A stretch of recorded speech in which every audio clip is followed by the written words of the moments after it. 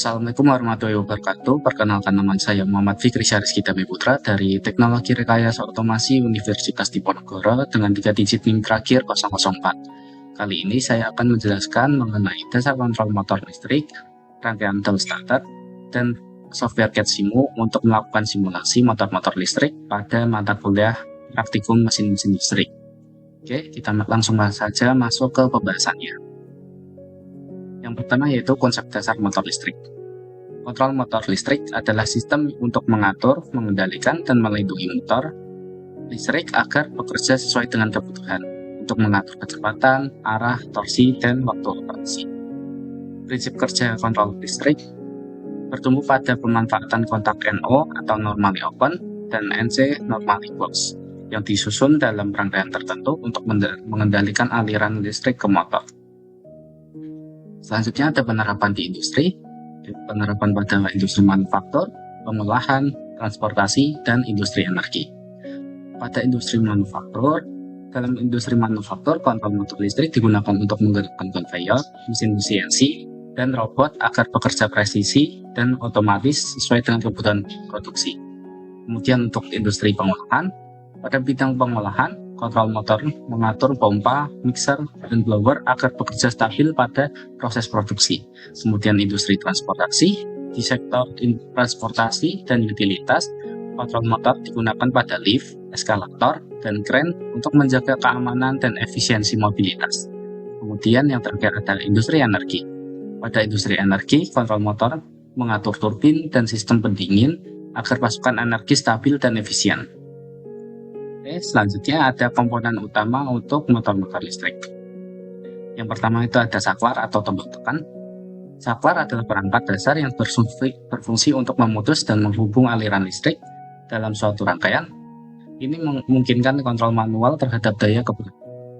Saklar bekerja dengan menggunakan kontak mekanis. Ketika kontak jadi bersentuhan, alir akan mengalir. Itu juga sebaliknya, ketika kontak itu terpisah, aliran akan terhenti. Mekanisme ini dapat berupa tuas, tombol, maupun putar. Oke, selanjutnya ada komponen MCB. MCB ini dirancang untuk melindungi rangkaian listrik dari dua kondisi berbahaya, yaitu kelebihan beban dan hubung singkat.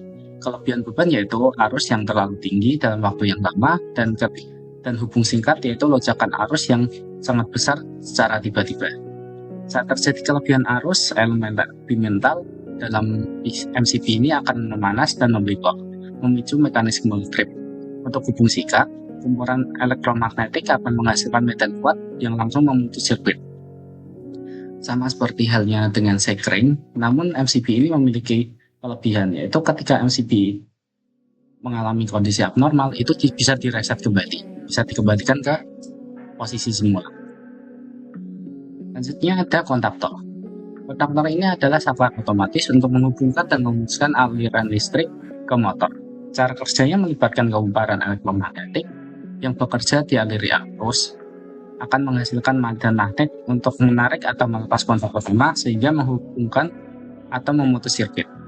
Biasa digunakan dalam mengendalikan aliran daya listrik yang sangat besar, seringkali pada aplikasi industri seperti motor listrik yang membutuhkan daya yang besar. Selanjutnya ada relay. Relay berfungsi untuk mengendalikan arus kecil ke beban yang besar untuk menjalankan logika kontrol juga.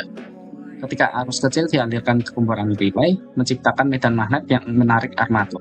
Gerakan armatur ini memungkinkan membuka atau menutup kontak listrik sehingga mengontrol sirkuit yang terhubung.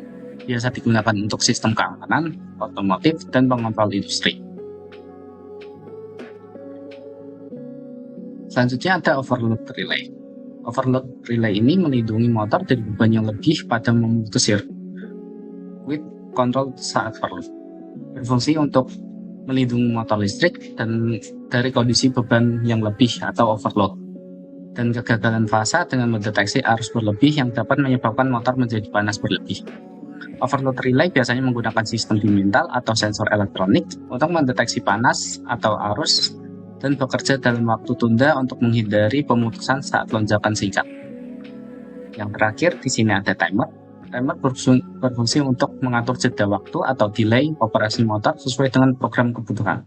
Cara kerjanya, setelah diberi suplai listrik, Timer ini tidak langsung mengaktifkan relay, tapi menunggu selama waktu yang sudah diatur. Setelah waktu tunda itu selesai, relay akan menghubungkan atau memutus kontak sesuai dengan pengatur. Oke. Itu komponen-komponen utama pada motor-motor listrik. Selanjutnya di sini ada rangkaian latching. Rangkaian latching ada rangkaian yang berfungsi untuk menguji status keluaran output setelah mendapatkan sinyal aktif, sehingga kondisi output tetap terjaga walaupun sinyal input sudah dilepas. Rangkaian ini sering digunakan atau disebut sebagai rangkaian self-holding atau rangkaian pengunci, karena setelah mendapatkan perintah, hasilnya tidak akan berganti sebelum ada intervensi yang mengubahnya. Jadi contohnya seperti ini, biasa digunakan untuk menyimpan data sementara dalam memori dan register, dan digunakan dalam rangkaian selanjutnya ada rangkaian dual starter. Dual starter atau yang disebut dengan direct on line starter adalah metode paling sederhana untuk menyalakan motor listrik 3 fasa dengan cara menghubungkan motor listrik langsung ke sumber listrik melalui kontaktor tanpa menggunakan alat bantu mengatur. Di sini ada contohnya. Setelah ini saya akan mensimulasikan menggunakan software CADSIMU untuk menjelaskan mengenai rangkaian dual starter ini dan rangkaian latching. Oke, kita masuk ke softwarenya. Di sini ada rangkaian dual starter di software CADSIMU. Rangkaian dual starter ini terdiri dari 2 rangkaian. Yang pertama yaitu ada rangkaian daya dan rangkaian pengontrol. Jadi rangkaian dual starter ini akan menyalakan rangkaian daya melalui rangkaian kontrol di sini. Di sini terdiri dari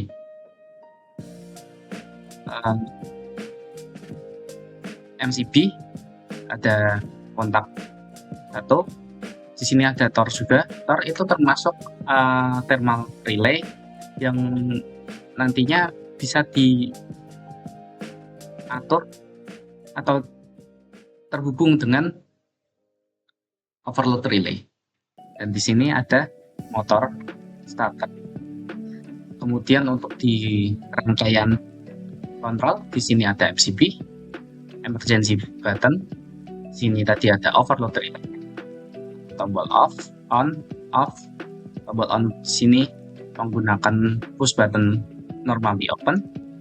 Di sini juga ada tombol off menggunakan normally close. Di sini ada coil, dan di sini dan bagian sini merupakan rangkaian latching yang terdiri dari kontak normally open. Di sini ada LED sebagai indikator saja. Di sini ada kontak open, close, dan di sini juga ada TOR. Oke. Jadi untuk pertama di sini saat kita simulasikan, kita akan menyalakan rangkaian daya ini.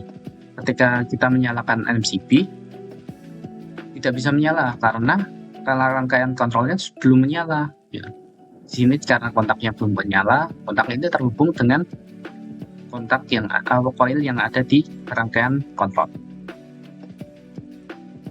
Ketika rangkaian MCB ini dinyalakan, maka indikator off akan menyala. Di sini indikator off, namun belum menyala sekolah.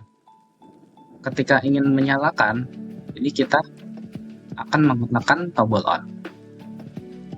Ketika tombol on dinyalakan, indikator LED berubah menjadi on, dan rangkaian starter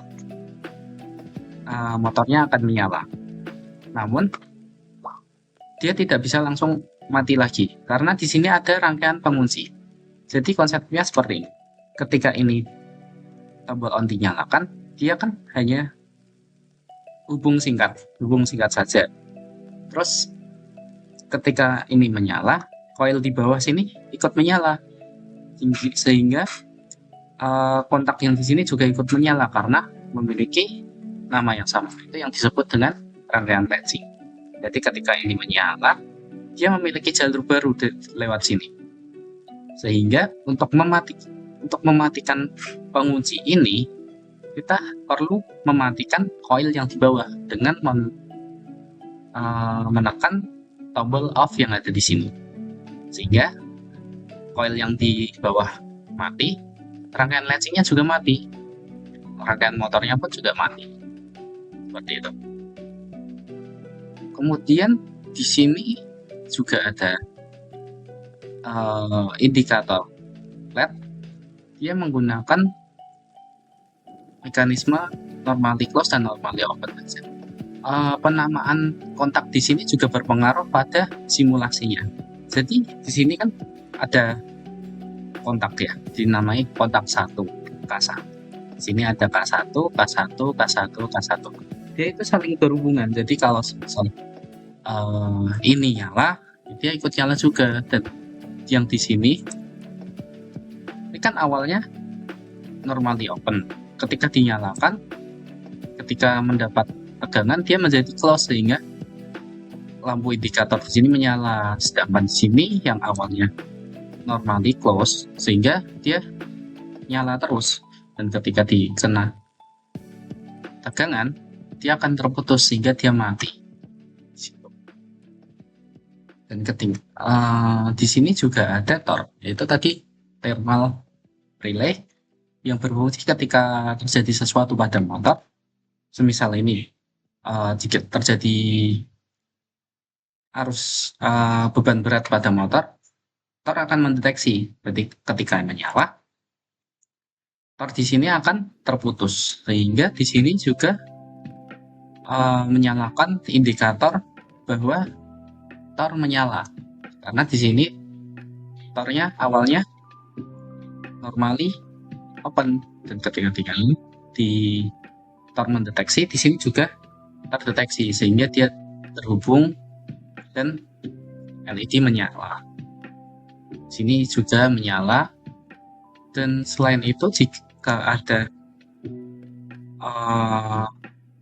keadaan emergensi lain, di sini ada tombol emergensi untuk memutus aliran semua dari emergensi. Ketika diputus, sini mati, rangkaian latching juga mati, coil pun juga mati, sehingga akan kembali ke posisi off. Ini indikator off nyala, seperti itu. Oke, seperti itu contoh rangkaian dual starter yang bisa saya jelaskan. Semoga bermanfaat untuk kita semua. Akhir kata dari saya, wassalamualaikum warahmatullahi wabarakatuh.